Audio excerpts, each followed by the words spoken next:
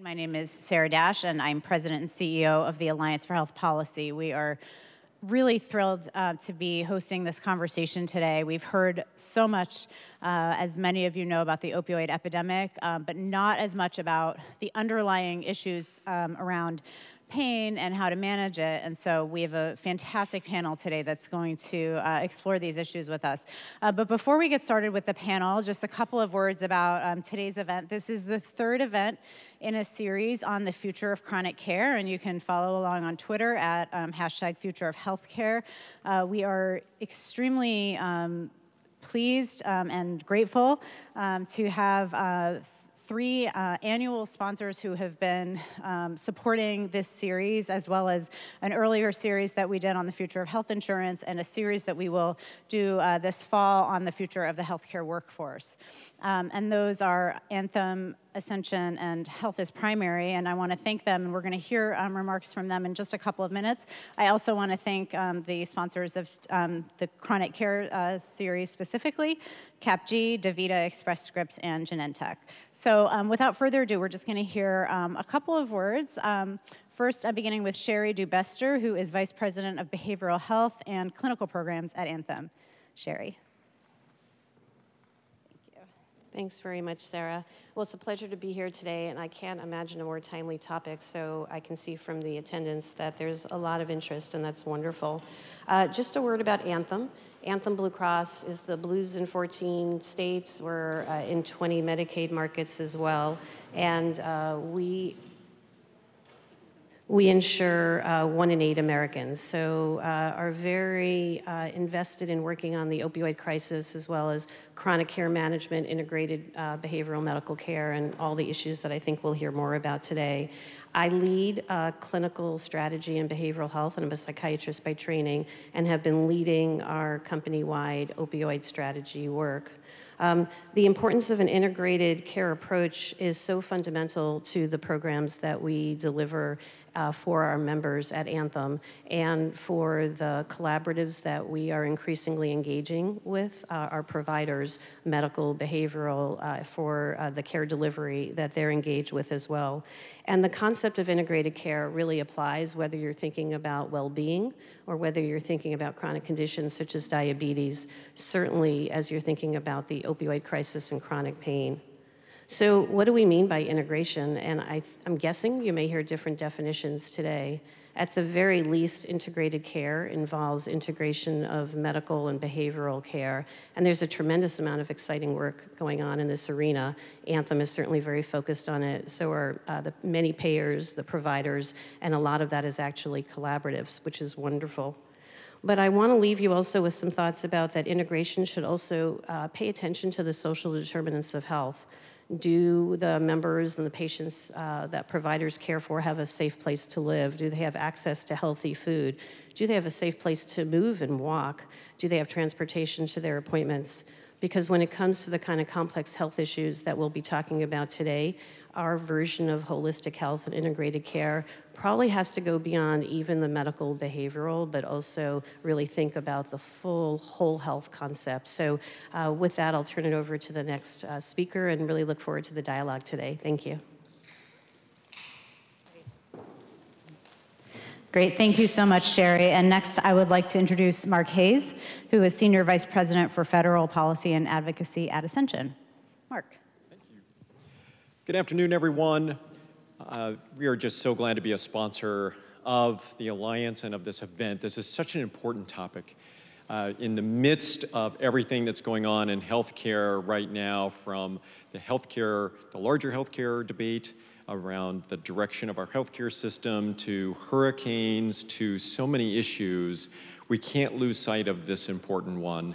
It is crucial that we crack the code on how to deliver pain management in a better way that isn't fueling the opioid crisis. So I'm so excited to hear what our speakers have to say today. I'm very glad that you all are here, and we're very glad to be a sponsor. If you're not already familiar with Ascension, we are the largest Catholic and nonprofit health system in the United States. We're in 22 states around the country. And on behalf of our caregivers and clinicians, we welcome you and thank you for being here. Thank you. Finally, I'd like to introduce Kirsten Thistle, who is here joining us from the Health is Primary campaign. Good afternoon. As Sarah said, I'm Kirsten Thistle, and I am, along with my colleague Ann Sable, the campaign director for Health is Primary. First, a quick poll. How many of you guys have actually heard of the Health is Primary campaign? Not bad. We have been running ads in the Hill and in Roll Call and hoping to raise awareness about our program.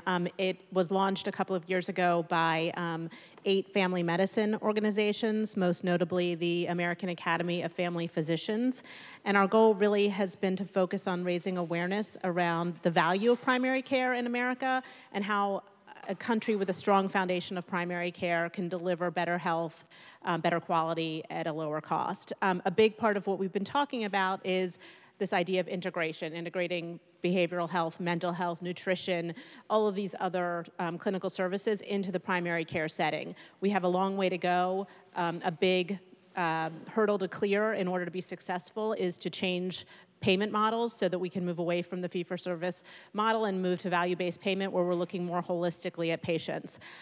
We've been traveling the country and finding case studies of where this is working, and again, we have a long way to go, but I think we're seeing some bright spots around the country and different models of how this is delivering success for patients. If you go to our website, healthisprimary.org, you can see case studies of specific examples of practices that have been successful and really looking at data-driven metrics of how they've succeeded and what that success looks like. So again, we're thrilled to be sponsors of the Alliance and of this really important event is obviously clearly timely, and the opioid epidemic, I know, keeps us both up at night because it's just staggering the impact that it's having on this country. So we're thrilled to hear what the speakers have to say today and look forward to a lively discussion. Great, thank you so much to all of you, and I moved over here so we can go ahead and get started with the panel. So we're really lucky to have an excellent panel here today that represents individuals who are really on the front lines of this epidemic, who are dealing with real patients with real pain, and looking at the evolving guidelines for treating pain and how that intersects with this national epidemic. So I'm going to go ahead and introduce them now, and then we'll hear their presentations, and then do a Q&A and discussion. So all the way to the right, my right, is Ben Miller, who is Chief Policy Officer for the Wellbeing Trust, a national foundation committed to advancing the mental, social, and spiritual health of the nation. And prior to joining the Wellbeing Trust, Dr. Miller spent 8 years as Associate Professor in the Department of Family Medicine at the University of Colorado School of Medicine, and he was also the founding director of the Eugene S. Farley Jr. Health Policy Center. Eric Schoomaker is, and I should say Dr. Eric Schoomaker also, is a professor and vice chair for leadership, centers, and programs in the Department of Military and Emergency Medicine at the Uniformed Services University. Prior to his retirement after 32 years of active service, and he is a Lieutenant General Dr. I butchered that. Lieutenant General Dr. Schoomaker served as the 42nd U.S. Army Surgeon General and Commanding General of the U.S. Army Medical Command. We are so thrilled to have you here today. To my left, Dr. William Morris is a clinician at the Dominican Hospital in Santa Cruz, California, where he is medical director of the Utilization Management Department. He's also the medical director of the Community Clinic of Janus, the local methadone and Suboxone treatment clinic, as well as medical director of the Driftwood Skilled Nursing Facility. So, and then after the panel, maybe you can tell us how to be in 3 places at once. Finally, Dr. Andrea Gelzer is the Senior Vice President and Corporate Chief Medical Officer for AmeriHealth Caritas. Previously, Dr. Gelzer served as the Chief Medical Officer for Boston Medical Center HealthNet Plan. She also served multiple roles, including Senior Vice President of Clinical Public Affairs at Cigna Corporation, and for 16 years worked in private practice in internal medicine. So a wealth of experience, and we're thrilled to have all of you here. And without further ado, I'll turn it over to Dr. Miller. Thank you, Sarah. Good afternoon, everyone. Okay, this is not a trick question. How many of you have experienced pain? All right, everybody's hand in this room should go up because at some point in your life, everyone in this room has experienced pain. Now, your pain might have varied from, ouch, I slammed my hand in the door, or ouch, I had a car accident and now my neck hurts all the time. Or it might be something as like, my goodness, it's Friday morning and I'm sitting here listening to this Miller guy talk. I mean, there's a lot of different ways to classify pain. My important point here, which I want to make repeatedly here, is that this is all of us. And our inability to design solutions to meet the population need on something as basic as pain is causing us problems. If you look at the data, you can see, and I don't need to repeat these facts, a lot of individuals daily suffer from pain. What type of pain is it? Well, I'll get into that in just a second. But this is a substantial need that is oftentimes going unmet in our society. Some of those reasons really are how we define what pain is. And so you can look at the literature, and we could spend probably 6 hours talking about this. There's a variety of different ways to classify pain. You can have tissue damage. You can have nerve damage. Or you can have what we call, I love this word, psychogenic. No, it is not something that you take and go to a concert. Psychogenic is really kind of how you believe your pain to be, or what you think about yourself or believe about yourself, and how that influences your physical behavior or your pain. As I just described, most classification systems, however, really kind of quickly gloss over what we mean when we talk about pain. So we can have acute pain, like a bee sting, or we can have more chronic pain, which is pain that we live with consistently throughout our lives. Underlying all of this, though, is a need to look at the whole. 1977, one of the most seminal articles came out by George Engel on the biopsychosocial model. And I want to mention that in this context, because as you hear today, a lot of the solutions that we've created to address pain have not necessarily taken into account the whole biopsychosocial continuum of care. They've taken on a piece of that. We're going to focus on the biological. Okay, but they haven't necessarily talked about, well, how are you doing with this?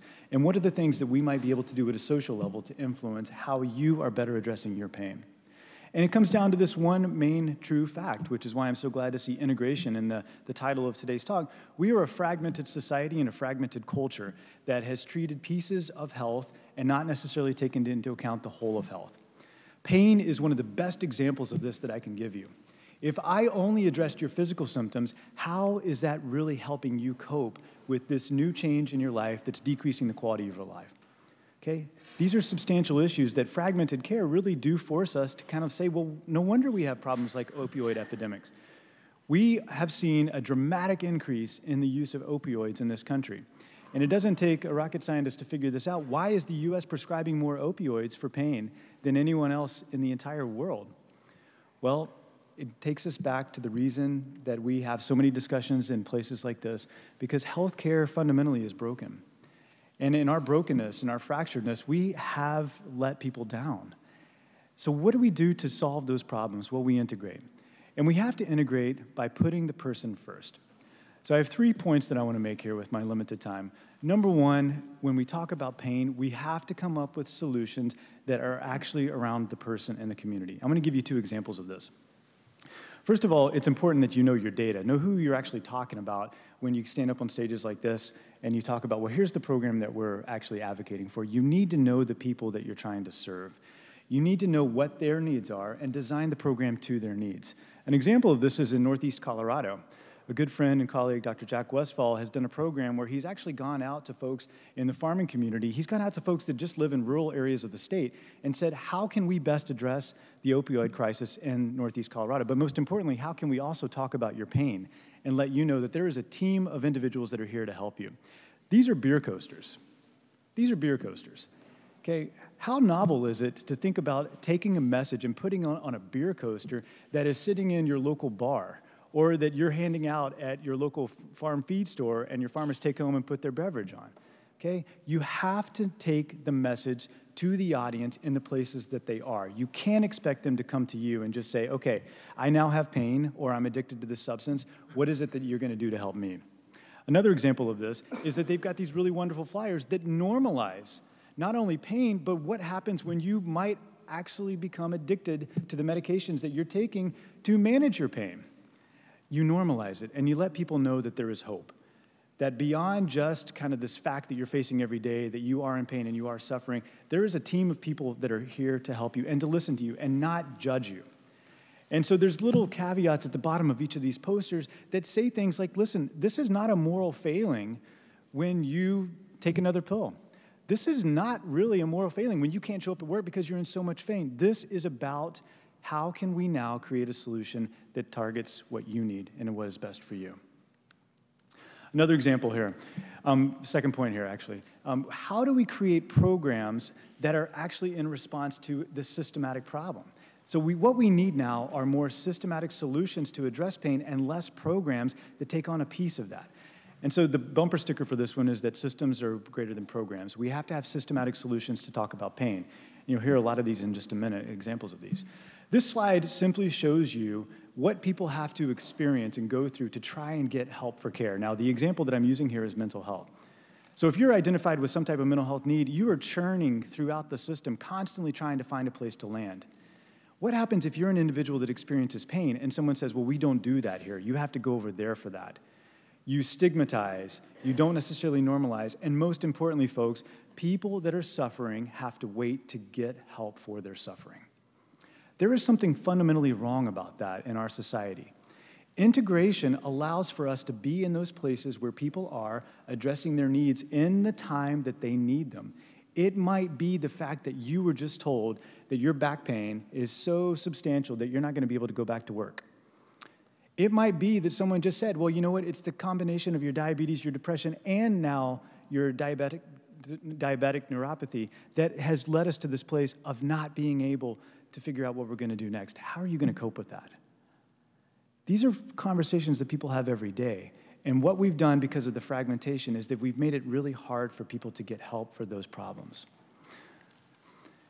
One study that came out recently looked specifically at what happens when you provide some type of substance use treatment around opioid use in primary care, hence the integration. We give people momentary, instantaneous access for that problem. And you can see here, the data are quite clear, that individuals, when given access to mental health services or some type of substance use treatment, they use it. They use it because it's a timely intervention for their need. Other examples of this, the state of Virginia, currently through what they call their ARTS waiver, which is Addiction and Recovery Treatment Services, has looked at this systematic continuum of care and said, we know that the solutions are much broader than just creating another buprenorphine prescriber for opioid abuse or just putting another mental health clinician in practice. This is a system issue, and we need to tackle that. They've increased provider training and education, and they've looked specifically at ways that they can not only have medicinal interventions, but they can also have counseling to help individuals with that pain. Almost done here.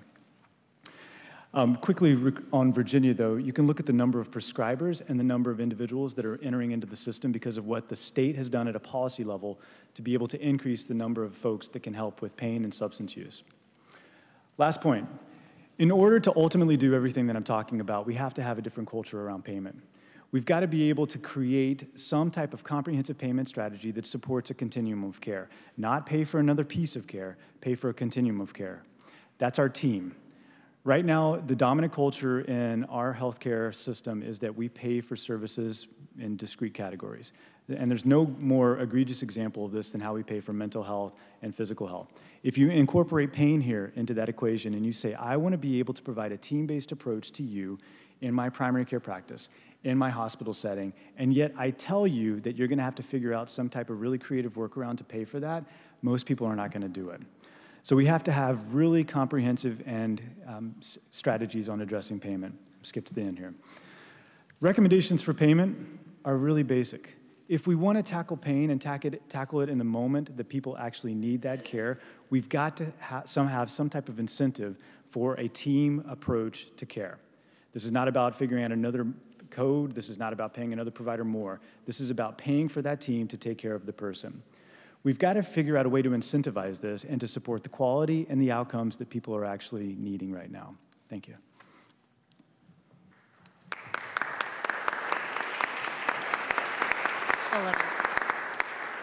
Thank you, Ben. So we'll turn next to Dr. Eric Schoomaker. Thank you. Thank you. It's a privilege to be here today, and I especially appreciate all of your coming out today and seeing so many of you in the audience, because I think, as to echo what every one of the folks have said from the dais today, this is a crippling problem for the nation as a whole, and it begins with pain. I want to endorse and embrace everything that Ben has said here. Can I call you Ben? Yeah, please. Hey, call me Eric. Because fundamentally, to go back to what he started off with, this emanates from pain. We know from the Centers of Disease Control that the problems with opioids in the country today emanate in the main from pain, and inadequately and improperly treated pain. Pain is at the source of this epidemic. And I usually, in talking to audiences like this, start off by talking about the example of John Snow, an epidemiologist, a father of epidemiology and an anesthesiologist in London in 1853, who first realized that you can't solve the problem of a cholera epidemic by just treating cholera victims. You have to go and find the source of the epidemic. And he found the Broad Street pump, realized that it was the common source of water for almost every victim of cholera in London at that time. They had washed a contaminated diaper in a small depression about 3 feet from the pump. It became contaminated, and that was the source of the epidemic. We are in an epidemic of opioid addiction, but the solution is not just to attack opioids, it's to attack pain. I want to also reinforce something that Ben said. We now know something we didn't know maybe 30 years ago, that acute pain and chronic pain are two different states. Chronic pain is not a symptom of another problem, it is a brain disease. When we've had pain for a period of weeks to months, and we go through a process called chronification, and when we do that, the pain is not cited in tissue disruption and nociceptive nerve injury, it's cited in the brain. And it interacts between the emotional bases of the brain, the limbic system, sources of memory, thank you, of memory, and it's as idiosyncratic and fingerprinted across different patients as much as fingerprints are different across patients. And so every patient, as Ben has said, has to be treated in a patient-centric way that addresses the individual needs of that patient, their memories of pain, their experience with pain, their sources of pain, and the like. I'm going to talk about the changing this culture of how we approach pain, and I use that term deliberately because all of the major studies that have been done, whether it was done by the military that we are a part of or by the Institute of Medicine, now the National Academy of Medicine, have highlighted the fact that we have to change the culture of how we approach pain. This is just an image to kind of blend together the complexity of where pain comes from in our soldiers and our veterans, to include the psychological and emotional impacts of being separated from family, the loss of friends, the exposure to what I think is the signature weapon of these wars, which is blast. I don't endorse a signature wound, but certainly the signature weapon. And then how we've been approaching this in the form of complementary approaches. I'm obliged to say to have these disclosures and disclaimers. The second point is pretty important. We only embrace, and through the help of the Congress, are compelled within the DoD only to adopt standards of practice that have evidence behind them, that have FDA approval and the like. And so nothing I'm going to talk about today is smoke and mirrors. I'm talking today about good evidence-based practices. And I don't know who speaks for the DoD in my university, but I'm certainly not that person. These are all my personal thoughts. Okay, we knew that you wouldn't have any difficulty identifying the fact that combat wounds and injuries in combat, which, by the way, exceed the number of wounds. It's always illnesses and injuries that get our soldiers, sailors, airmen, Marines, and Coast Guardsmen are the source of much of the pain that they experience. But I wanted you also to be aware, ignore the complexity of this slide, look not at the lyrics, but at the melody. And the melody here is over the course of a decade or more from actual data drawn from ambulatory visits, you can see while the prevalence and incidence of cardiovascular disease, kidney disease, and others remain pretty static, the incidence of musculoskeletal complaints and of mental health disorders rose dramatically starting about mid-aughts. And those musculoskeletal complaints are not because of combat wounds necessarily, although they're related. They're because we are stressing a force unlike we ever have before. Light infantrymen in the Marines or the Army, an Air Force Ford Targeter are carrying on average 120 pounds and often operating at above 8,000 or 10,000 feet. And they're doing this on multiple rotations, and so they get injuries. Sports injuries are still the most common problem that we face, and so we're not unlike any other force. This is to emphasize something that also been brought up, and that is this is a study in the VA, but it's been duplicated with tens of thousands of patients since then, that if you look at the prevalence of pain in intersection with post-traumatic stress disorder and traumatic brain injury, the concussive form, mild traumatic brain injury, what you find is chronic pain rarely exists alone. It exists in a comorbid state with psychological problems and with TBI. The fact is, it's a minority of the cases in which you have pain alone or even post-traumatic stress disorder or concussion alone. So we're taking care of a very complex group of patients with very complex biopsychosocial problems.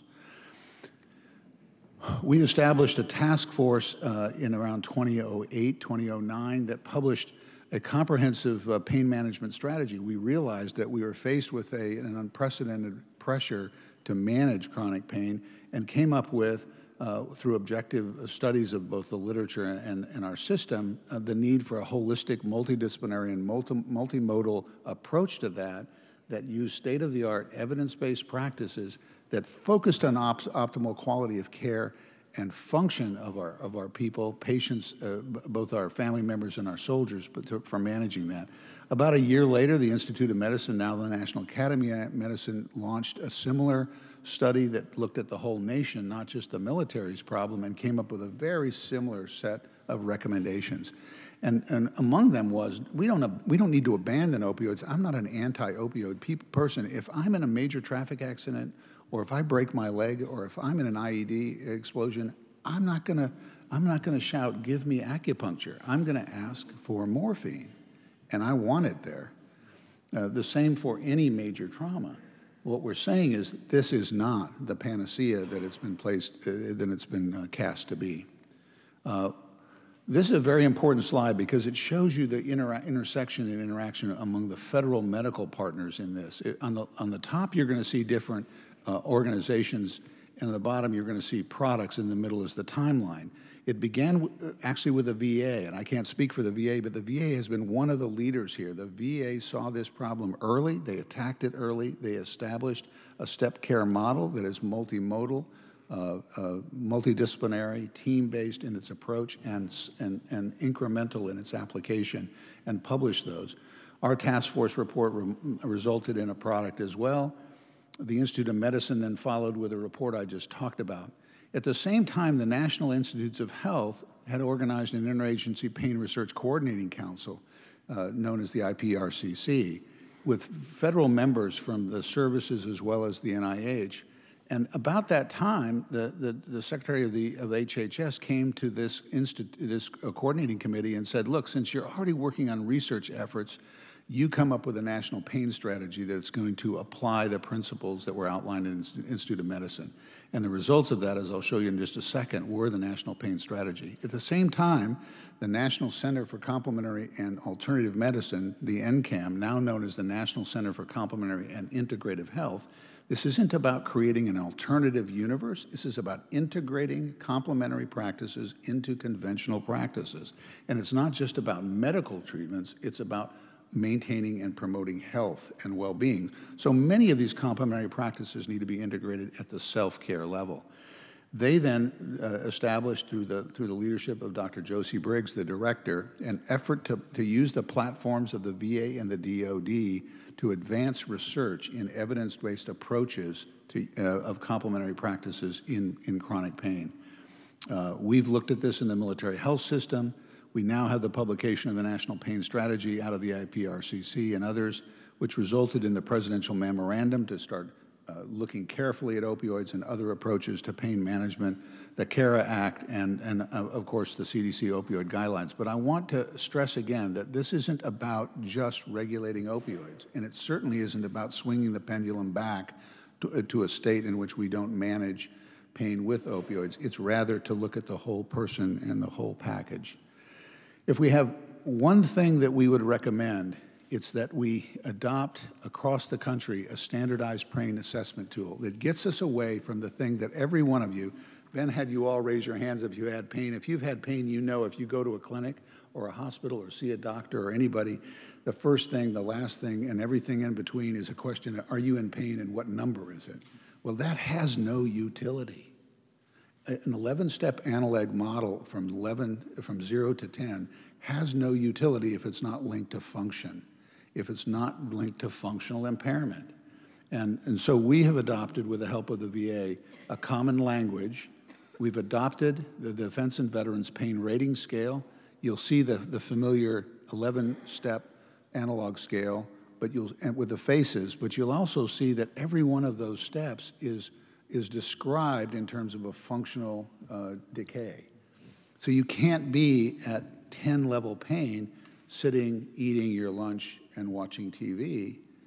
You've got to have a major disruption in function. And very important, on the flip side of this card, begins to look at the major the major interferers that pain causes: sleep, activity, mood, and stress. Is your pain causing you stress? Is it interfering with your sleep and the like?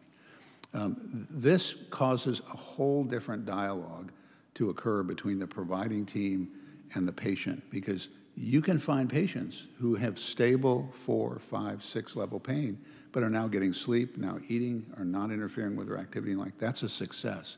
Whereas driving us toward pain of 0 is only accomplished by putting people to sleep and having them, inactive and non-conversant on the carpet. So those are my thoughts. Thank you very much. Great. Thank you so much.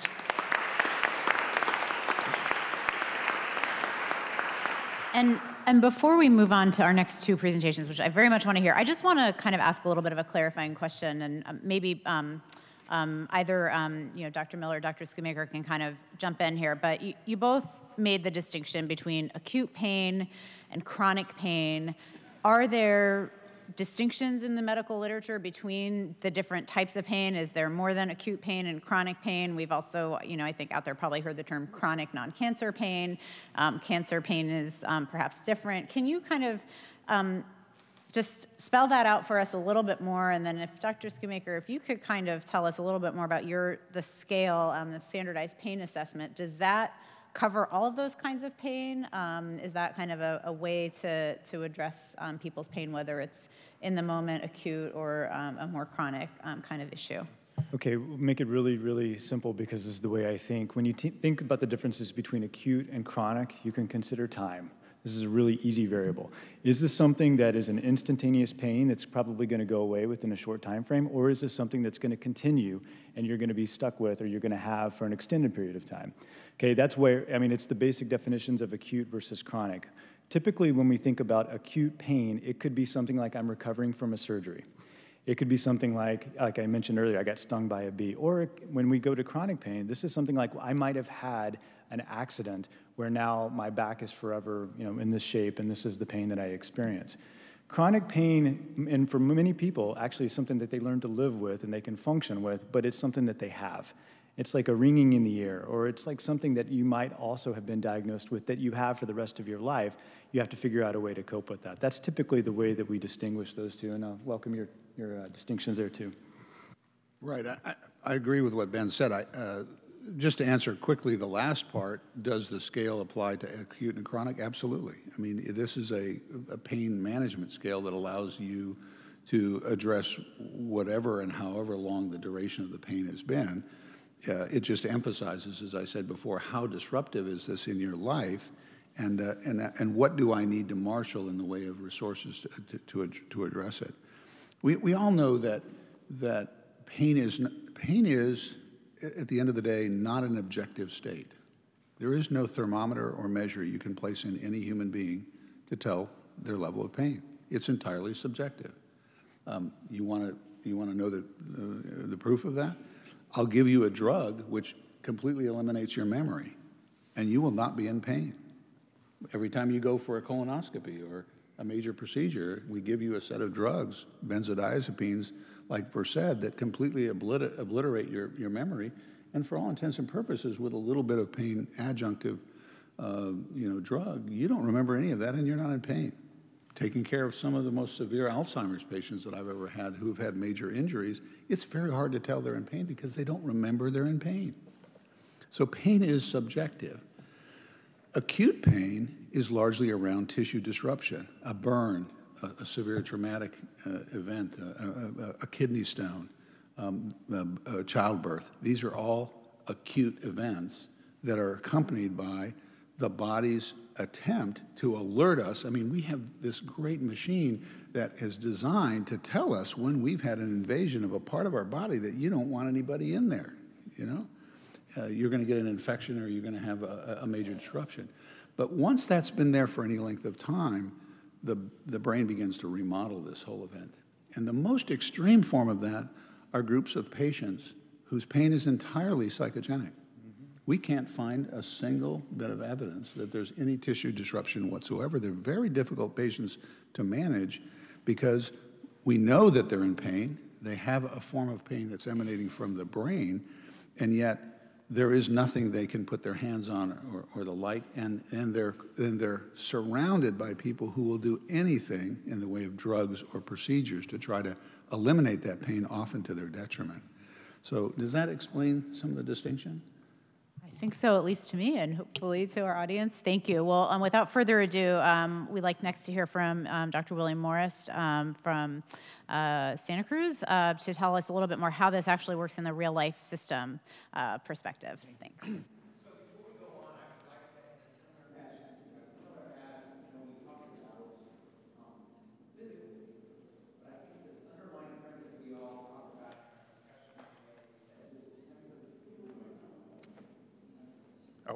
There's the sense of the pain of life. So I'd like people to raise their hand if they feel comfortable. How many people here have been touched themselves or family members or friends with the pain that comes with addiction? Either alcohol, tobacco, drugs. I mean, when I give talks, it's a large percentage of people that raise their hands, and I want us to keep that in mind as we talk about how we design these programs that are integrated. And when we talk about parity between addiction services and mental health services with what we traditionally think of medical care or physical health care. So let me tell you a little bit about my setting. I have to look up my statistics here.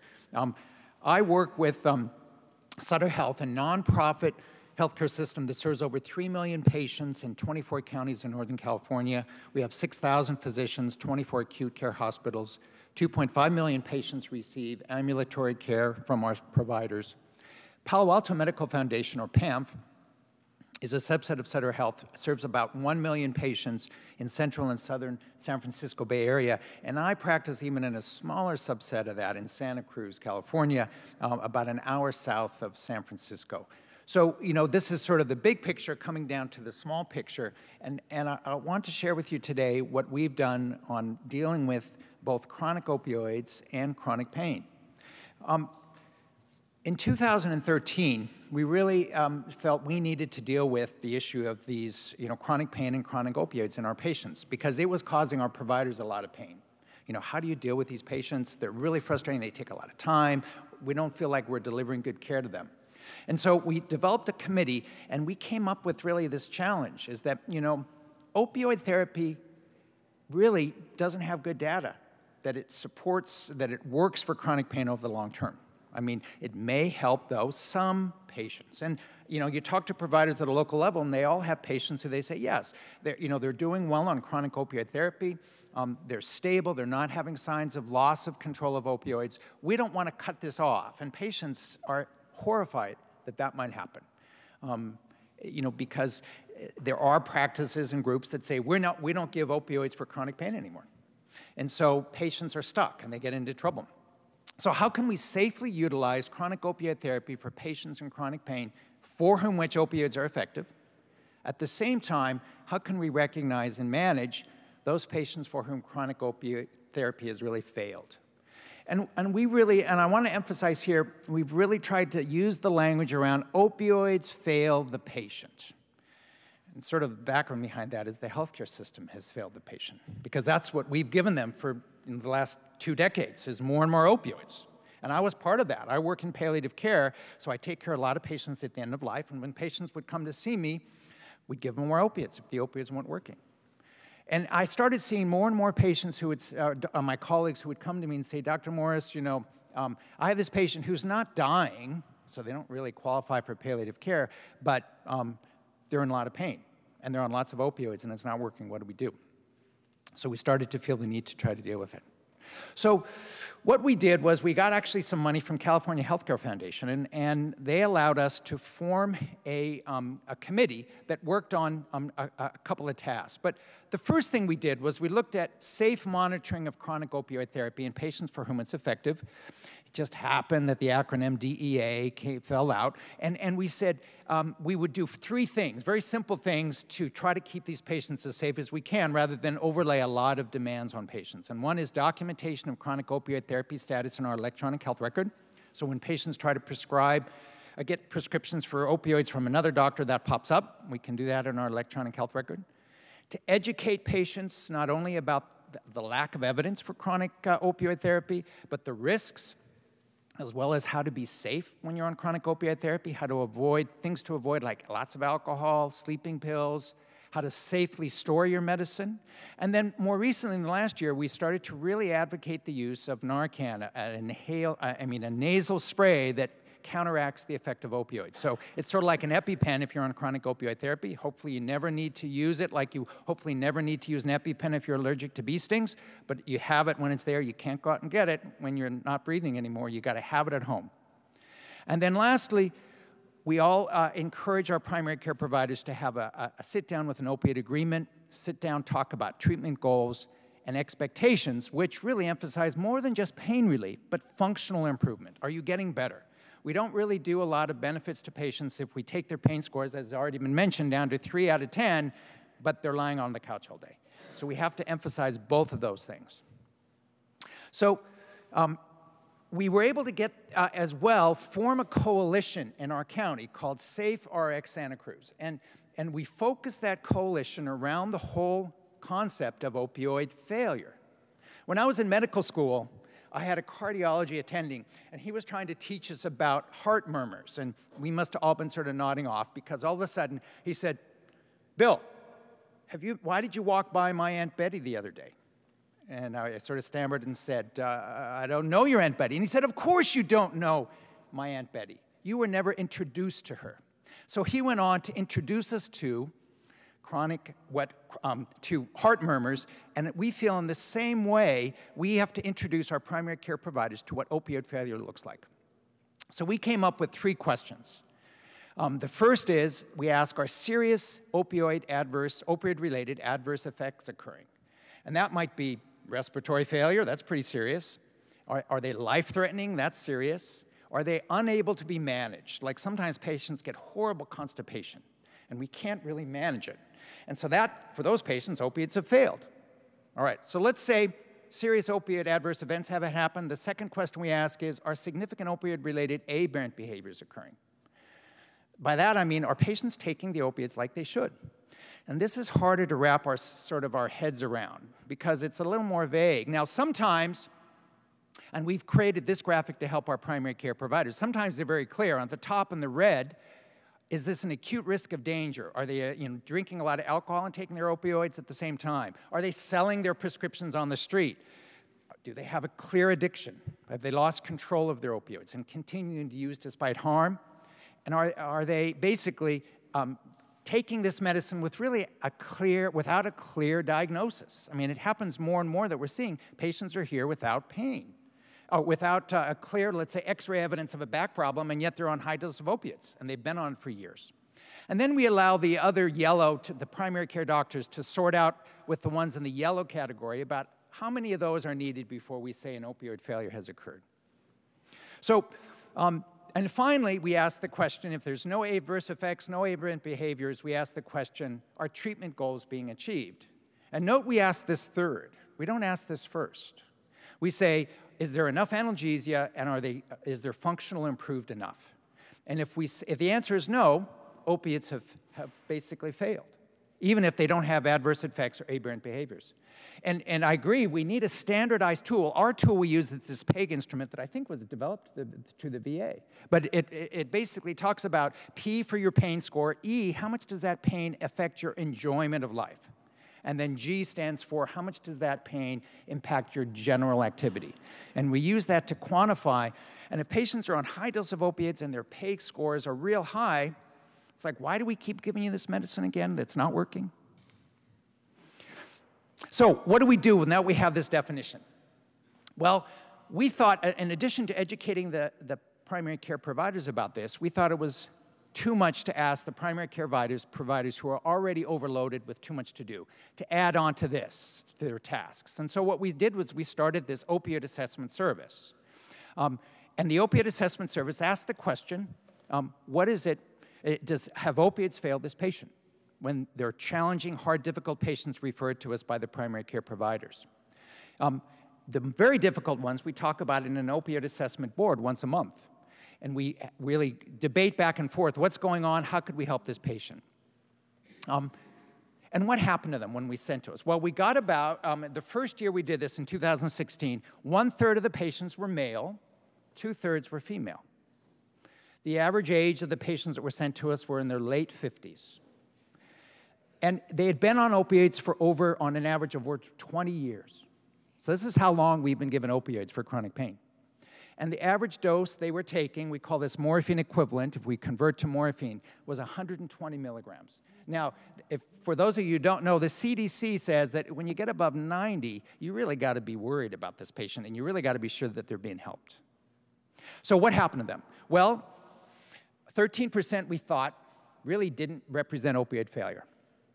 2 referrals weren't even on opiates. I don't know why they get sent to us. But if you take the others, okay, 26% have weaned off their opiates in the last year, which really surprised me. I thought that this would be a much lower number, but to me, this shows me that patients are ready for a change. Even though they're scared, they're ready for the healthcare system to guide them as to what to do. The ones that weren't able to wean, we switched to buprenorphine. And for those of you who don't know about buprenorphine, it comes in different names, but it's what's called a partial opioid agonist. And it is thought to be safer. It prevents withdrawal. It's not a bad analgesic if you talk to anesthesiologists. And so we'll utilize this for patients who can't get weaned but want to get off of opiates. 13%, unfortunately, went back onto their opioids, but fortunately at a lower dose. So it's not a cure-all. It does not work for everybody. Interestingly, about 17% of the patients were lost to our follow-up, and looking at their records, it really looks like these patients represent serious problems with opiate addiction or psychiatric comorbidities, and we're going to have to figure out how to deal with those. I included this in my slides, not to read today, but it's been so encouraging to get some of the feedback about patients who we converted to buprenorphine. I'd like to highlight this one, because this is actually very consistent with Dr. Miller's friend's beer coaster saying, get your life back. She says that this young woman suffered with chronic back pain for years on chronic opioids, switched to Suboxone, and she told us, I have my life back for the first time.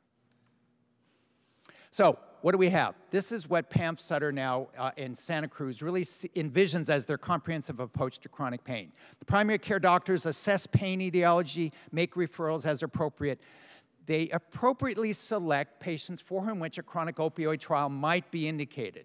And I agree with Dr. Schoomaker, we should not take opioids off the table for chronic pain. We just have to reduce how often we use it, and we need to assess and safely monitor these patients and refer when or deal with opioid failure. Recognize it and deal with it.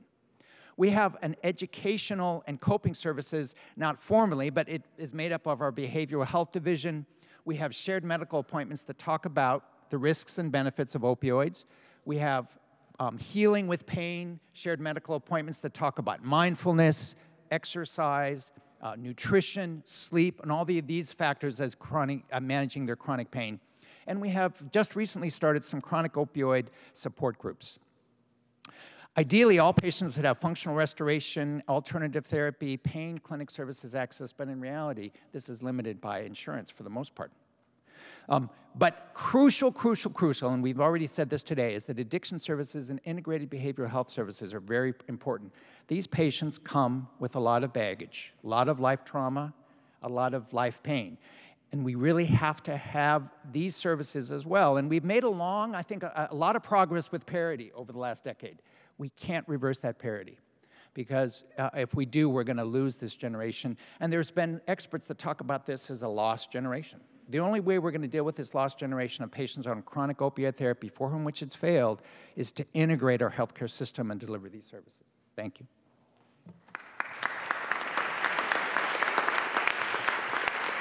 Thank you. And last but certainly not least, I'm Dr. Andrea Gelzer from AmeriHealth Caritas. We're excited to hear from your perspective as a healthcare insurer. Thanks. Thank you, Sarah. Good afternoon.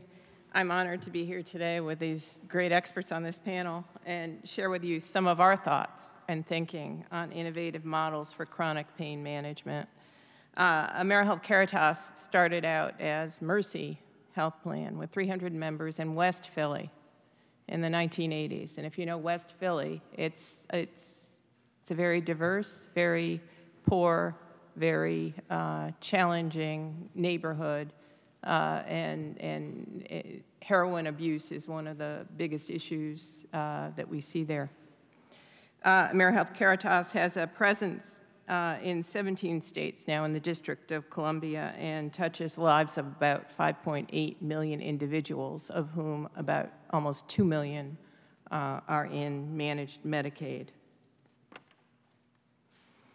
So when we're talking about Medicaid, I think it's very important that we level set. We're talking about a population with very complex psychosocial and health needs. And they're not just poor, non-working adults. And the barriers to care they face are significant. And to coin a phrase that ACAP has started to talk about, Medicaid is us. Their moms, their babies, their children, individuals with chronic disabilities and other vulnerable populations, low-income seniors. They have housing instability. They have food insecurity. They're more likely to have complex conditions that require pain relief. And they're likely to have behavioral health comorbidities and substance misuse disorders. In fact, Medicaid is the primary payer for medication addiction treatment. So it's, as you've heard from the panel, chronic pain is a multifactorial issue. So it requires a multifaceted approach to address it. So at AmeriHealth Caritas, we're trying to take that multifaceted approach. So we're implementing, first of all, pharmacy guidelines that align with the CDC limits and opioid recommendations. And we're monitoring, and we're calling out overprescribing. So we're monitoring physician behavior and prescription behavior and clinically inappropriate utilization. We're doing academic detailing to practices now to tell them about other alternatives. We're educating providers. We're merging behavioral health support with physical treatment for chronic pain as well as addiction. And at the same time, we're providing medication-assisted treatment.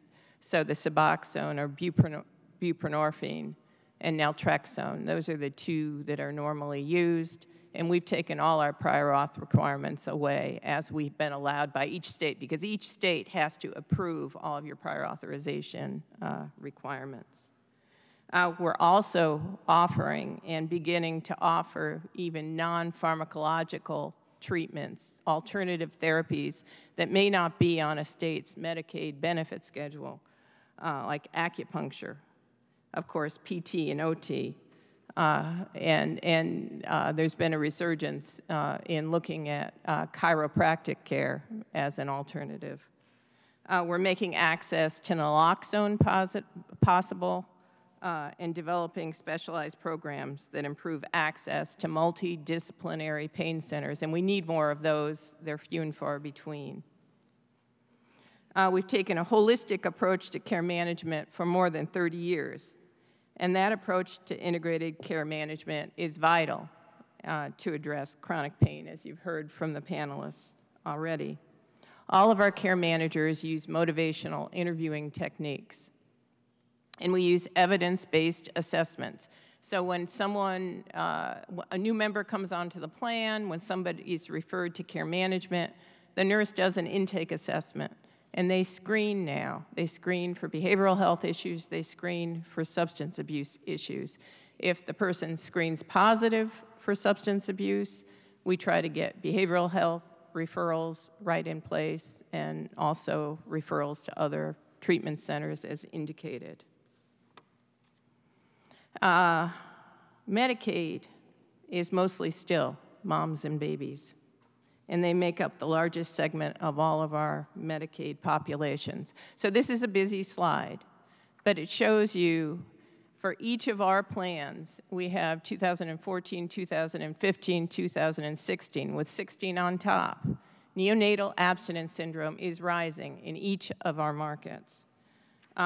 In fact, our enterprise-wide rates have nearly doubled from 2014 to 2016.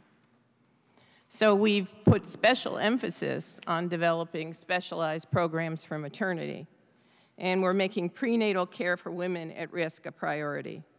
Pregnant women taking opioids for chronic pain, or those who may be addicted to opioids, they really need help pursuing treatment and gaining access to social services that may be necessary to stabilize their physical and mental environments. And they have to do that before they can actually deal with their addiction. And they're afraid to talk about it, too, because they're afraid their kids are going to get taken away, or they're going to be referred to some kind of,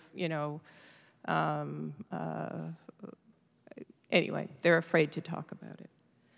There's no one size fits all approach to drug treatment. In the Medicaid managed care arena, we try to ensure that women's family obligations and circumstances are also considered when the care manager tries to develop a treatment plan. And I just want to give you two examples. In Philadelphia, we've partnered with like-minded organizations on this, and since 2013, we've had a partnership with the Maternity Care Coalition and referred pregnant women to them who have substance use issues. And what they do is pair them with what they call an advocate, and that advocate follows them through the pregnancy and attends addiction services meetings as well as behavioral health meetings or and OB-GYN appointments as well. And it's really important, we found it's really important even in Philadelphia, where you've got lots of academic institutions. The OB-GYNs really don't know where to send these women. So we have had to, the state of Pennsylvania actually has set up centers of excellence and is pretty forward-looking on this topic. And so, but we've had to educate the OB-GYNs that, look, here's a place at Jefferson, or here's a place at Crozier, or here's a place, at Penn, where you can send your pregnant women. The other one is a Safe Start program. We've started another program at Crozier Keystone in Philly, and we call it the Pearl program, and it really pairs at-risk women, again, with a peer support specialist. So it's someone who's actually gone through this before. They follow the woman like the advocate through the pregnancy, go to all those meetings, and we've also committed to staffing that peer support specialist for up to 2 years following the pregnancy, because once they deliver, those babies are at tremendous risk. There are some challenges affecting the delivery of integrated services for chronic pain. We know that multidisciplinary centers are few and far between, and if you're a pregnant opioid user, it's even tougher. The 42 CFR Part 2 regs also really perpetuate a fragmented system. They really need to be looked at because there isn't enough information sharing between the physical and behavioral health sides. And then behavior change. Members not interested in recovery can be very difficult to reach and engage. So we've learned that one of the most impactful ways to tackle this problem is really an old-fashioned solution, really shoe leather, getting your feet out on the street. So we meet people where they are, we give them support, guidance, resources, and we do that with an army of community health workers. And nowhere is the success of this approach more evident than in Medicaid managed care. This is what we do on a daily basis. And before I finish, and forgive me for editorializing a little bit here, but there's been a report that's been going around about Medicaid managed care, or Medicaid expansion. And it's really quite shocking to me that some individuals are suggesting that Medicaid expansion has fueled this crisis. The notion that expansion of Medicaid is somehow to blame for the scourge of opioid abuse across this country just doesn't make sense to me. And I mean, I showed you our neonatal abstinence numbers from 2014 to 2016. They aren't the Medicaid expansion program, population. It's all going up, folks. Opioid addiction is the great equalizer. Opioids have no favorite gender, race, age, or socioeconomic status. Everybody in this room is at risk for falling victim to the opioid crisis. When prescription opioids lead to addiction, the problem is with our healthcare system, not the fact that more disadvantaged Americans are finally getting access to that system. Thank you.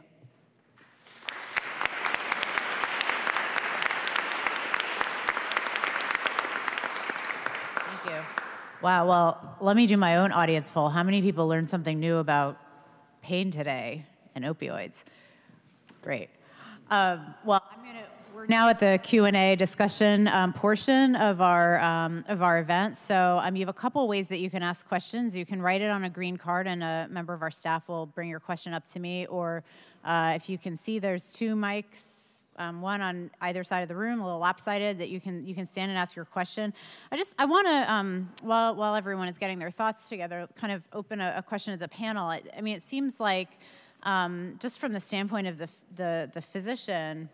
I think one of the things that's remarkable to me about a lot of your comments is the utter lack of blame and finger pointing for any one sort of entity in the system, that you're really emphasizing the need for systemness. And yet, it seems that physicians, have they been caught in the crosshairs here? You mentioned, Dr. Morris, kind of the pain is the fifth vital sign, the pressure to treat pain, and yet now, of course, very well-reasoned prescribing guidelines for opioids. So, what are the practical tools that physicians and other healthcare professionals can use now, in the absence of, a fully integrated system or, the gold standard? Are there those tools that are available to them? And if not, what's it going to take to get there? I only ask easy questions. I'll give you an easy answer. I'm kidding. There are no easy answers here. I'll give you one example of ways that we can begin to normalize the discussion. And actually, it was reflected down at that end of the table in a couple of different ways. One, we have to make it less scary for people to talk about what they're going through. I mean, when was the last time you all went to see a provider? Sometimes in the hustle and bustle of healthcare, we feel like we're being rushed through a process. And we're not necessarily being talked with, we're being talked to. There's some small things that we can do at a clinical level to normalize talking about pain. And let me give you one example, and you may or may not have recognized this. We used to have these things that were used in practice called pain contracts. You familiar with these? They were like, if you don't do this or you do that, we will take away your pain medication and you will be in pain. And it was a very pejorative, top-down, paternalistic approach to really managing pain. Now what we do, and I heard this reflected really nicely, is we have agreements. We talk about how can we give you functionality in your life? How can we increase the ability for you to go out and do the things that you once enjoyed? We've changed it being something we penalized you for to something that we're working with you around. That's a small shift in the culture of talking about pain. It's also a really small shift that happens at an individual practice level. I'm the guy that wants to change the system, don't get me wrong. But there are basic things that we can do just within our language, within the practice culture, to normalize talking about pain. Yeah, I guess my response to your question, Sarah, is that I'm reminded of what Einstein said. Einstein said you can't solve a problem by applying the same thinking that got you into the problem in the first place. And what you're asking us to do is to apply thinking that got us into the problem in the first place. We all acknowledge that a systems change on the scale that we really require is going to take a lot of people, and it's going to take a lot of policy, and it's going to take a lot of coordination. One of the reasons I put the pain rating scale up there as sort of in an 8-minute presentation, a takeaway from you is we think just like the PEG scale that was raised by Bill. And you're right, it was developed in the VA. It's very similar. We call it DVPRS Lite. It gives the same, it's simpler to use. Our scale just gives us more granularity about what aspect of disruption of your life can we deal with: sleep, activity, stress, mood, and that sort of thing. But we're on the same path. So we gave you what we think is a tool that will at least begin the dialogue. And the dialogue and getting the patient engaged in the dialogue is critical. I think for the purposes of a discussion like this, we really need to start separating opioid addiction from the pain. We've got problems, and I think every one of us has talked about the problems that we've gotten into because of this, and they have to be addressed. Just like in a cholera epidemic, you've got to treat the victim of the cholera, but at the same time, we've got to apply thinking as to how to stay away from exacerbating the problem or growing the problem any bigger. And I personally think that one way is we've got to quit thinking about drugs. Drugs are not the solution. How many of you see an ad on TV every time you watch a football game, baseball game, a golf tournament on opioid-induced constipation? Can you believe it? We're now using a drug to counter another drug. And frankly, I think pharma would like to keep us in the drug dialogue. We need to get out of the drug dialogue. There are many ways we can manage pain that don't interfere with function. Let me raise another thing that was, I think, raised by Andrea,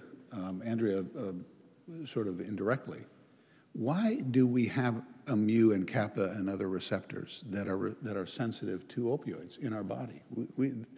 Nature didn't put a mu receptor in our brain in order for us to eventually find an opium poppy and start making heroin and morphine. It's there for a function, and that function is because we manufacture endogenous opioids. It's what gives us the runner's high.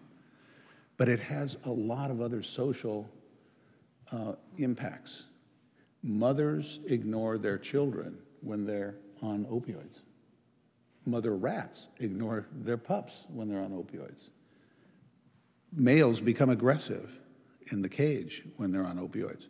So we have a series of mechanisms in our body that are designed for stress environments in which we get pain that help us to survive that stress environment. It helps us lift the car off the child who's just been run over. It helps a soldier in combat who has a wound run out and save a buddy or take the objective.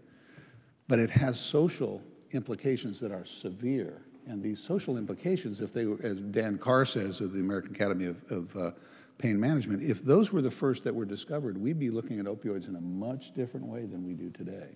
So we've got to get separated we've got to separate the problem that creates opioid problems, pain, chronic pain especially, from the opioid treatment. And we've got to start thinking very comprehensively about non-drug approaches to manage this. Thanks. And I know we have someone waiting patiently at the mic, but this does flow into a couple of questions we've gotten on cards about those non-drug approaches. And I think all of you mentioned kind of the words multimodal. You mentioned, kind of what some alternative or complementary approaches might be. Dr. Gelzer, you mentioned some of the things that your plans are covering as part of covered services like acupuncture. We actually got a couple of questions about how we utilize those complementary approaches. Is this something that, is covered by insurance? And I'd like to ask kind of the evidence question going back to Dr. Schoomaker's presentation about what do we know about these so far, and what do we need to know? Yeah, we can recommend plenty of literature about this. The current modalities in the complementary world that are that have most of the evidence behind them are acupuncture, yoga and acupuncture, and others have been recommended, like by the American College of Physicians, the internist guild, to approach low back pain, acute, subacute, and chronic. So acupuncture, yoga, mindfulness meditation, chiropractic, music therapy, medical massage, Tai Chi and probably by extension Qigong, which are good movement therapies for cervical pain. And did I overlook any of them? I think those are probably right now, the most accepted and has the greatest body of evidence in randomized clinical trials and other settings for their use. Yeah, and I would just add that acupuncture, there's an evidence basis for acupuncture for low back pain and one other indication, and I'm blocking on it. We would cover it for those 2 indications. Post-operative pain. Pardon me? Post-operative pain. Okay.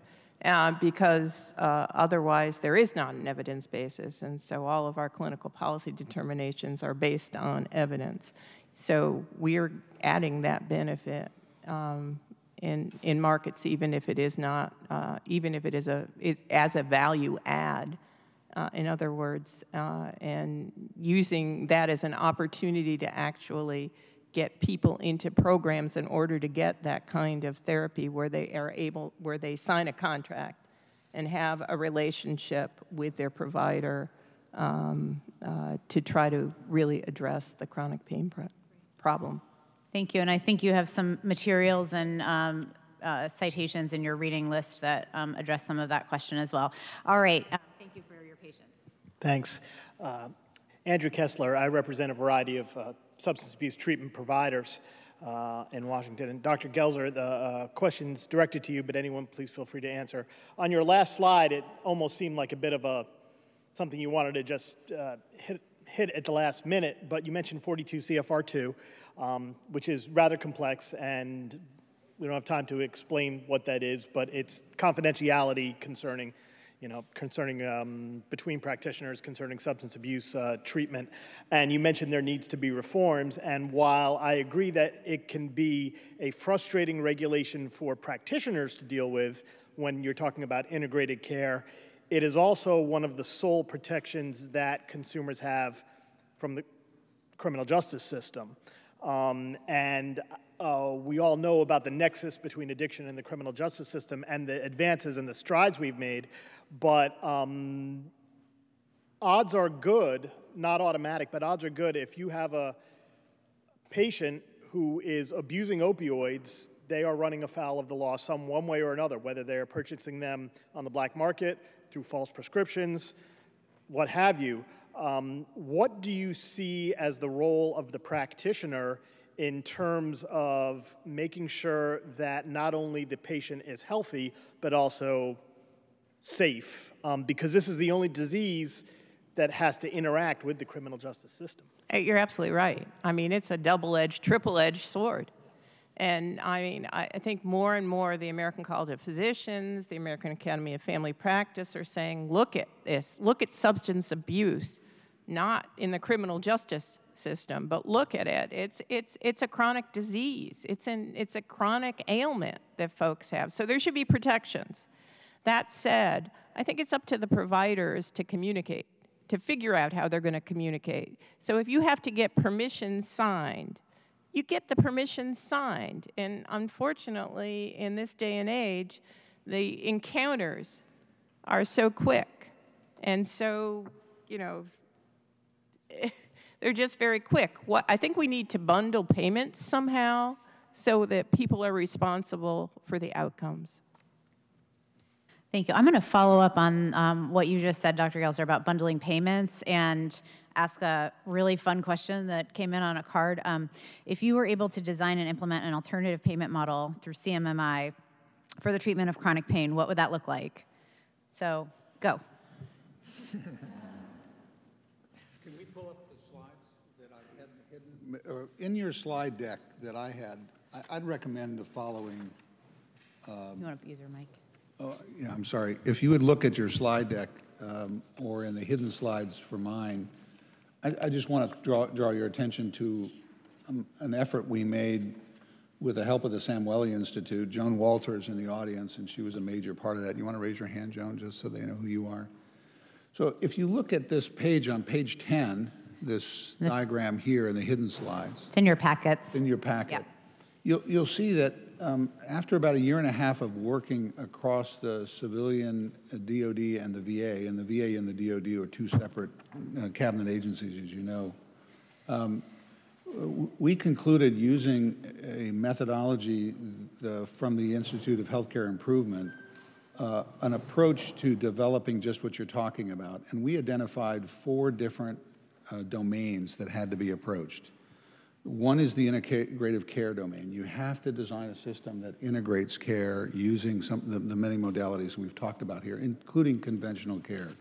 You have to empower and engage the patient to promote self-efficacy, because much of what we're talking about really has to begin with patient self-care.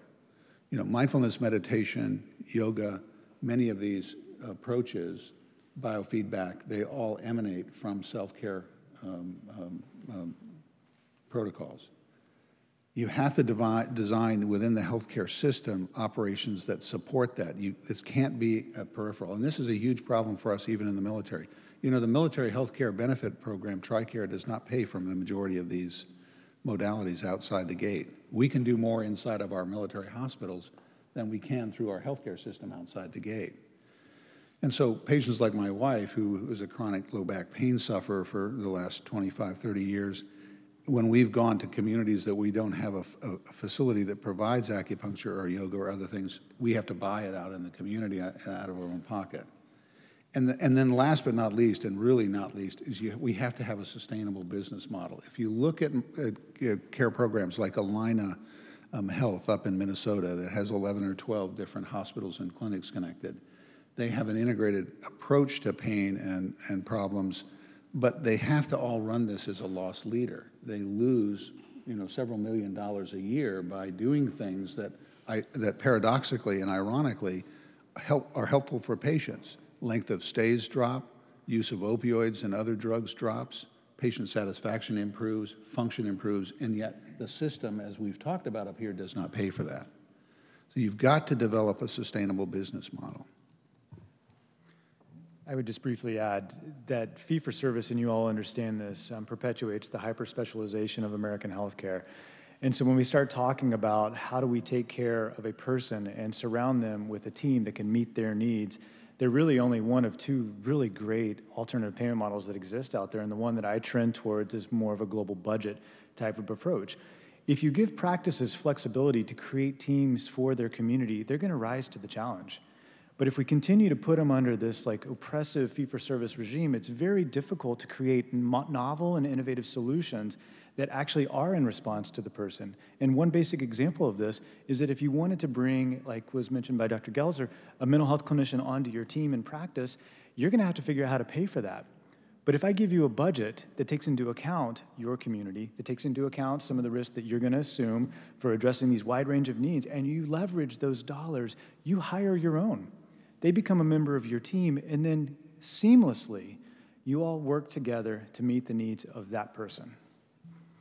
Let me ask a follow-on, and Dr. Morris, you know, you really described how you started a program and really got a lot of input from the physicians and you know, kind of changed practice within your system. Can you describe what was the importance of kind of payment to that, and how long did that take? I mean, it seems like you were doing more than just implementing practices. There was a culture change there as well. So can you kind of maybe talk about... Well, I think we're still in the process. Okay. I mean, I think this is small, as a relatively small pilot program within our bigger Sutter Health network, but hopefully it will expand. I mean, obviously there's politics and there's money and people are trying to get, there's limited resources. But I think, you know, what's helped us the most is having supportive leadership to say, sort of like, try this. And I didn't tell you the mistakes we made. You know, so you make mistakes, and then you say, okay, we learned from that. Let's try going along with this. And it takes, I feel, leadership, and leadership is limited. I mean, I think we sometimes express this surprise, oh my gosh, you know, we got into this trouble with chronic opioids. Pharmaceutical companies really encouraged us to use them. I mean, what's the bottom line for pharmaceutical companies? They're for profit. They want to make money. I think we have to sort of accept that and work from that and say, look, we have a capitalistic society. Let's work towards systems that will work within that system, realizing that, you know, the bottom line, you have to make a profit or you're not going to have any sort of mission. You know, we talk about that even in Catholic healthcare hospitals, you know, no margin, no mission. You gotta be able to pay the bills in order to do the services. So it takes some creative thinking, leadership, support, willing to fail and then get up and try it a different way, I think. But certainly within a policy standpoint, the flexibility to do that. Sometimes leadership in our healthcare organizations won't even try if they're guaranteed that they're going to lose money from it at the beginning. Thank you. Any other thoughts? Yeah, I'm just going back to the CMMI question. And I think, there are progressive systems out there. And I think that, as you said, you got to have a positive bottom line. So if CMMI calls for grant, is going to give a grant to somebody, there are going to be people that will try to get that grant, right? So I think chronic pain bundles are a great place to look. Great, thank you. We have a question at the mic. Hi, I'm Emily Jones from the National Institute on Drug Abuse at NIH. Quick note on the reimbursement issue. I believe the Medicare chronic care management, the CCM billing codes, can be used for consultation with pain specialists or with other types of specialists that will help primary care providers better manage pain. But the real question I'm up here to ask, first of all, thank you for a wonderful event, wonderful panel and lunch. How can we improve the safety of things like co-prescribing naloxone? For every fatal overdose, there are 30 non-fatal overdoses, and not all of these are people, some of these are people who are pain patients with a prescription for opioids. So how do we make sure that more patients have naloxone for overdose rescue in their home, and then also this co-prescribing with benzodiazepines? This seems like a real easy, kind of a textbook low-hanging fruit. And so yes, there's clinical decision support within the EHR, but how else do we kind of improve the safety, just basic levels of safety for pain patients? I tell you, it's even more discouraging is people who have a non-fatal overdose, there's data that supports that 6 months they're back on their same dose of the same medicines, prescription opioids and benzos that they were on before. And when I am called into the hospital to consult on these patients who've just overdosed, all throughout the chart it says probably from their opioids, and I say we have to get this patient off opiates. Opiates have failed, or benzos, but usually they're on both. The doctors say, well, then what do we do? How do we treat their pain? And because we really have depended on drugs for so long, we don't really have, another alternative. And doctors just are trying to relieve the suffering and the pain of these patients. And the patients say, I've had patients say, I'll die without my opioids. And so it's sort of hard to face that and say, I'm not going to give you opiates. We try to cut them down. We try to wean it. But I tell you that one of the most scary things I think for patients that they have to face is to go off both their opioids and their benzodiazepines. They don't like it. And they give us a lot of negative feedback on our quality satisfaction scores, which, leadership looks at and says, yeah, Bill, you didn't get very good quality satisfaction scores. Okay, I'll give all the opioids I want, No, I don't do that. But that's the problem. So changing what drives, quality, I think that a trigger on the electronic health record saying your patients are on both in California, our drug reporting, our cure system tells us gives us an alert when patients are both on opioids and benzos or multiple opioids. So those are helpful things to do. But then when the rubber hits the road and you have to really try to wean people off of benzos along with their opiates, it's very hard. I think that I mentioned academic detailing, and so more and more we're going to be doing that, and more our state regulators are expecting us to be doing that. So we make naloxone available, for all of our membership. But who's going to go get naloxone? I mean, the doctors have to, the academic detailing is to tell the doctor, look, if you have someone who is on opioids, tell them, give them a prescription and tell them to go. That's the most effective way to get them to go. But then you have to get the pharmacies to stock it, which is a problem in our area. Pharmacies haven't been stocking Narcan. We have to really work with them to get them to keep it in stock. And there are 3 National Quality Forum in May just approved the 3 Pharmacy Quality Alliance opioid measures. So people are beginning to look at it. I don't think one of them is benzodiazepines, but that should be coming. You're absolutely right. Thank you. I have a quick follow-up question about the quality measures since we had a question come in on one of the cards, and then I'm going to ask a final wrap-up question, but for those of you in the audience, we just have a few minutes left, about 5 minutes left in the briefing, so start pulling out your blue evaluation forms if you would before you leave. We would appreciate if you would fill that out. Let me ask about quality measures, because we had a question come in, and we've talked about kind of the quality measures around treating pain, Dr. Gelzer, you just mentioned a couple of new ones that have been approved. How do quality measures need to change, if at all, to help facilitate some of the advances that you've been talking about in integrated care? Well, we need to have quality measures that actually measure the outcomes we're looking to see. And they haven't really existed. I mean, there are quality measures for diabetes and asthma, but the behavioral health ones are, depression, and the substance abuse ones are just coming. The Medicaid innovation project that CMS has been running is actually one of the areas of focus was substance abuse. And so they have now a whole menu of substance abuse metrics that are going to be available for states to pick and choose from. So I think it's really important that, what gets measured gets better. So it's important that we get the measures out there so people start paying attention. What we've been doing working with a number of other folks, Northwestern University and the like, is to leverage the NIH's effort to develop a system called PROMISE, which is a patient-reported outcomes measurement system. They put about $100 million in a decade into developing this. We've adapted it to chronic pain or pain. We call it PASTOR, P-A-S-T-O-R. It's well described if you go to the website for the Defense and Veterans Center for Integrated Pain Management, the dvcipm.org. You'll see a demonstration of PASTOR. And what it provides is what was just described. It's an outcome-focused approach that can be individuated for patients. We use it both in research and clinical use.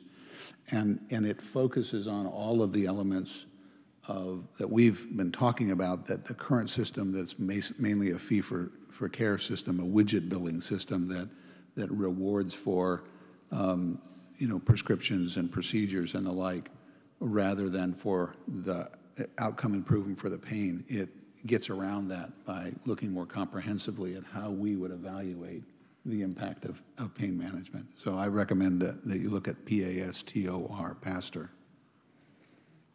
Thank you. So just one final question, and the questioner notes that the opioid epidemic requires thoughtful and deliberative action. That's going to take some time, but that obviously this is an immediate crisis that demands immediate action. So the question is, what are some immediate next steps that you would recommend, and if you could address that for government, for federal, state, and or local government, for payers and insurers, and if you would also for private funders like entrepreneurs or philanthropists, is there a role there? So just in the few minutes we have remaining, I know that's a mouthful, but if you could kind of share your thoughts on what an immediate next step or two might look like. I'll give you the best summation I can give you. Simply decreasing the amount of opioids that are on the market is not going to solve any of these problems. We've got to go upstream, and we've got to address how people have pain, why they have pain, and do something much more systematically to address that pain. Or else downstream, we're always going to be putting Band-Aids on gaping wounds, and that is simply not a good solution. That is how we do a lot of public policy. That's not how we should address this epidemic. The number one thing that I would suggest, and this is a really basic one, is that we have to look at how our policies inadvertently perpetuate fragmentation in how we take care of people. If the policy somehow limits what a person can get in that moment that they need it the most, it's probably a policy worth pursuing and changing. Yeah, we're in a sinking lifeboat, and while you're trying to bail out the lifeboat, meaning treat opioid addiction through a variety of things, we've got to plug the leaks in the lifeboat, and the leaks are pain. We need to institute the national pain strategy in totality. We have to change the culture of our management of pain, and this is a big bite, a mouthful. We want to start by using universally some form of a DVPRS or a way of rating pain that engages the patient in meaningful dialogue and gets away from a simple approach that just says we can wipe pain out of your life using drugs or a combination of them, and we think that'll get the dialogue going. I'm embarrassed to say that our opioid assessment service has a 4-month wait to get into. That's the demand that's there. So we've sort of, our next phase that we've started to decide to do, instead of waiting for the patients coming in to see the opioid assessment service to decide whether they have opioid failure, we're sort of, I think, following a mode of sort of early days of HIV. We're going to the people and we're trying to educate the community. This is what opioid failure looks like. Do you have opioid failure if you're on chronic opioids? And we're trying to translate those 3 questions for patients to ask, and patients can ask those questions, and most of the time they know. And then we're going to try to empower them to say, you need to go to your doctor and demand that something be done other than continue to give you opioids. So whether that means help me wean in a gradual, slow process, because usually weaning happens too quickly so it fails, or if they're too scared to wean, you need to get me buprenorphine, so I can switch to buprenorphine and stabilize and be safer until we can gradually wean the buprenorphine. We don't have enough buprenorphine providers in our community, or Suboxone providers in our community, to deal with that demand, but we're trying to ramp that up. So we're trying to increase Suboxone providers and taking it to the people to get them to demand of their healthcare providers, because we're sort of afraid that if we let the healthcare system deal with it on their own time, it'll take too long.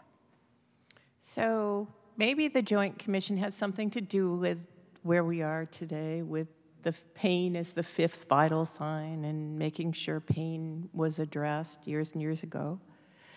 So maybe the Joint Commission should tell hospitals that mandate that they have multidisciplinary pain clinics. So mandate that there's a place for these people to go. So you don't have that 4-month-long wait, and that we have places to send our members. I think that would be helpful. Well, a lot of really fascinating discussion today. Please thank the panel with me. We really appreciate you all being here.